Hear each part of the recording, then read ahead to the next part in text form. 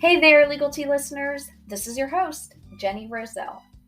Welcome back for another episode of Legal Tea. Today's topic is a current trend, something going on in the current time that is pertinent to my little estate and elder law world. Today's topic may not be for everyone, especially if you get lightheaded and queasy talking about blood and guts. And to be fair, I'm not a blood and guts kind of person either. When I was a wee one, I actually fainted in art class at Bainbridge Elementary. Shout out to my roots in Bainbridge, Indiana. When I saw another kid faint, he banged his head or nose or something, I forget which one, and he started bleeding.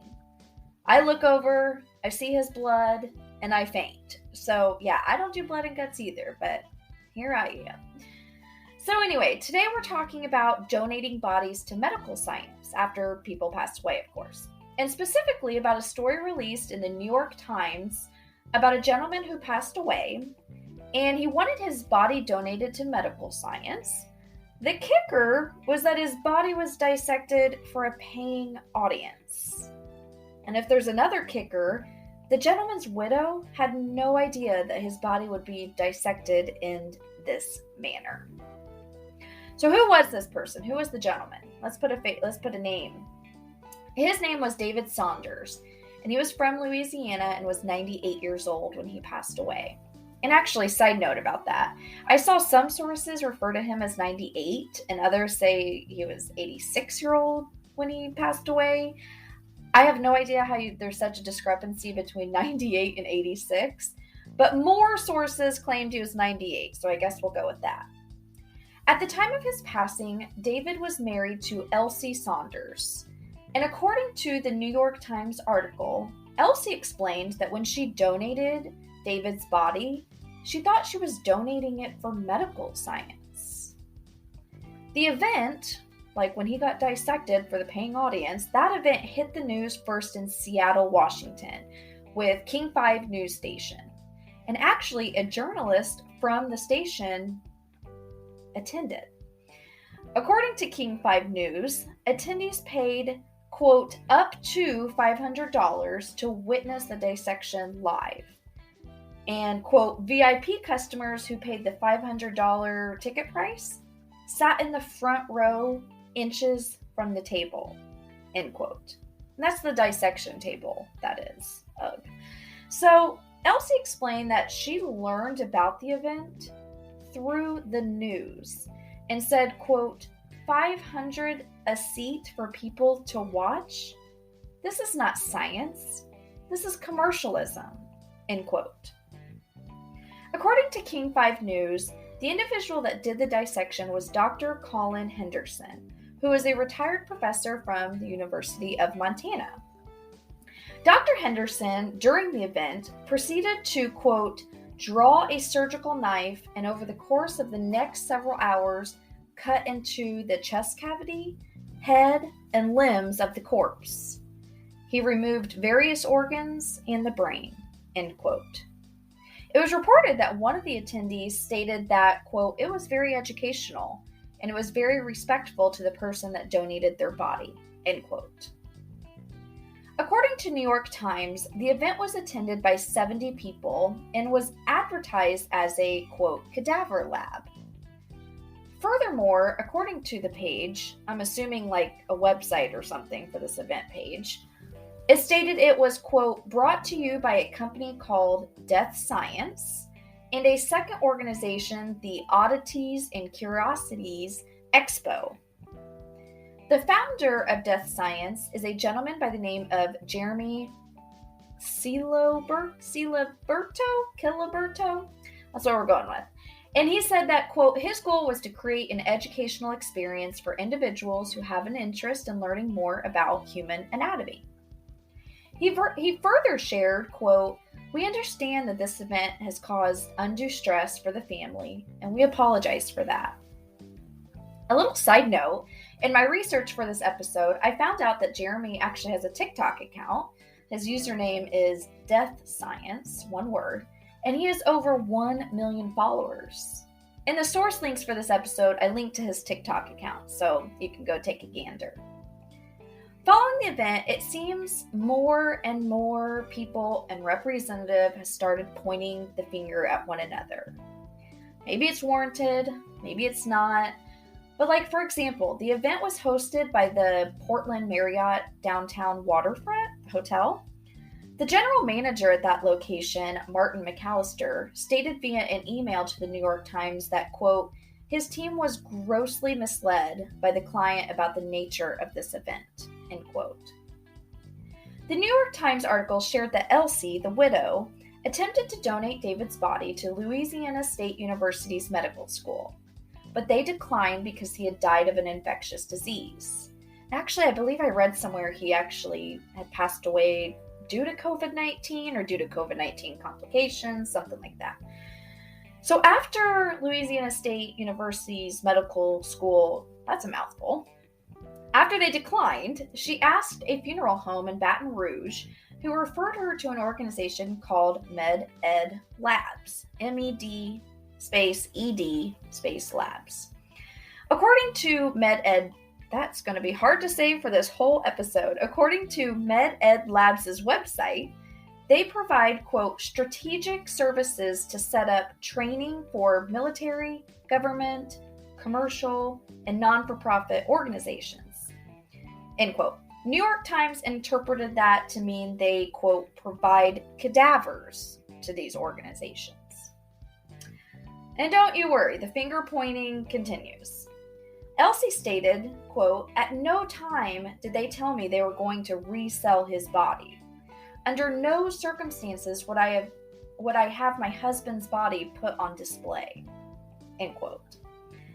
Conversely, Med-Ed Labs adamantly denied any wrongdoing and stated that Elsie actually had given her consent for David's body to be donated.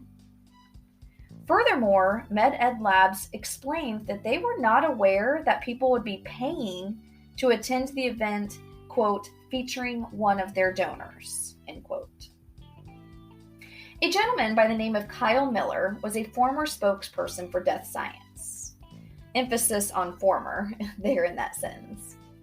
Anyway, he stated in the New York Times article that Death Science puts on educational events for the public in the fields of forensics and anatomy, and that a similar event to David's had been planned for October 31st, but it got canceled. Kyle further added that Med-Ed Labs and Death Science dissolved their partnership, which I thought was quite interesting to hear.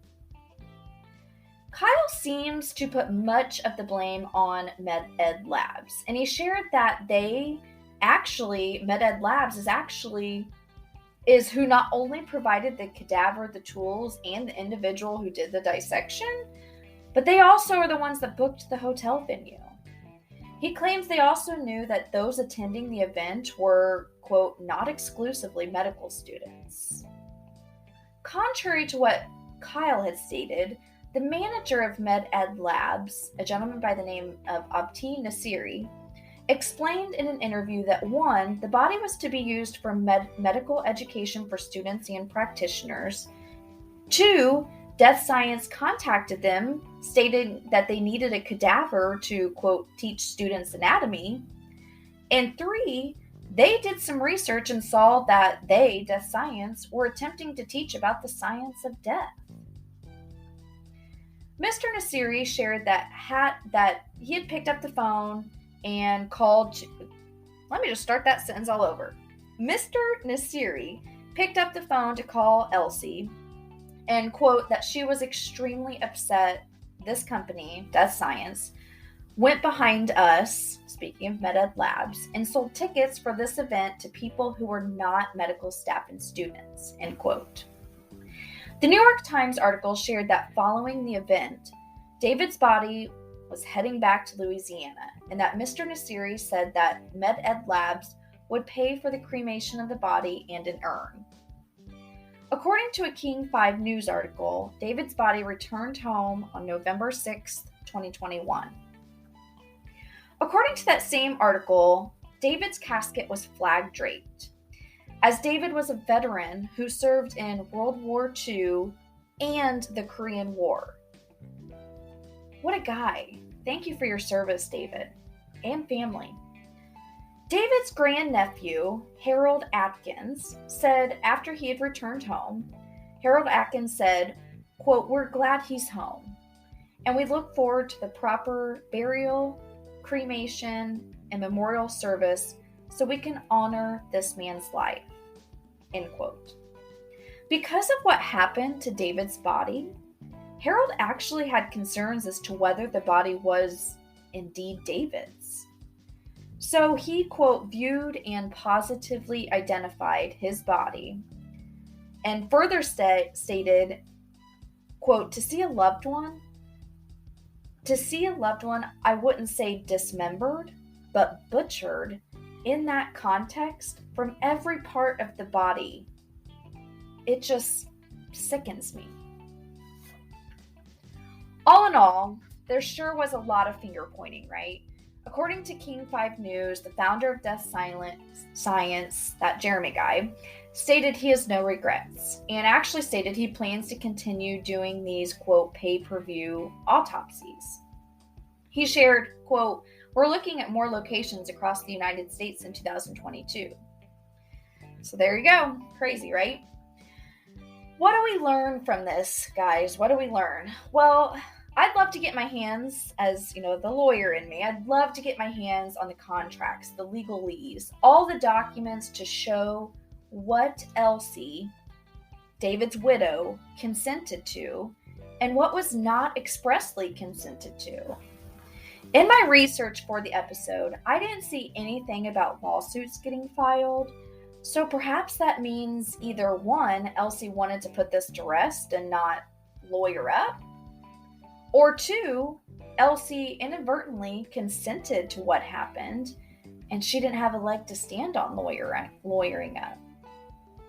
Either way, it sounds like what Elsie went through was not what she expected, nor what she signed up for. She lost her husband, and now this is like salt in the wound. What happens after we pass away, as in a literal, what are we doing with this body, is something that is sometimes brought up in an estate planning conversation. I've had clients want me to build in specific provisions and documents on their final arrangements, like, a traditional burial and funeral, or cremation, or donation of the body to medical science. Those that are particularly interested in the latter, the medical science donation, I encourage you to start your research now. Learn about their process, read the fine print, heck, even bring up this story and see what they say. I've even seen where some clients who do wish to donate their body to medical science have, while they're living, communicated with the establishment. For example, I know here in Indiana University School of Medicine is a really popular choice to donate bodies. And IU School of Medicine has quite the extensive website and information and process that you can actually take a look at. I'm linking a direct link to their website in the source links for this episode. So if you want to take a look, there you go. They do have a great FAQ section, and I found some of the questions and answers on that FAQ page super interesting. Alrighty, let's wrap up this blood and guts episode already. Jeez. So next week's topic, we're back to estate planning of the rich and famous.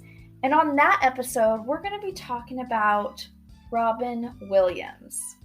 In my personal opinion, I think he was one of the greatest actors. Mrs. Doubtfire is like probably top 5 favorite movies of mine. It's a movie that my family and I quote all the time. He was in Jumanji. Who knew he was even the voice of the genie on Aladdin? I didn't know that until I started researching for that episode.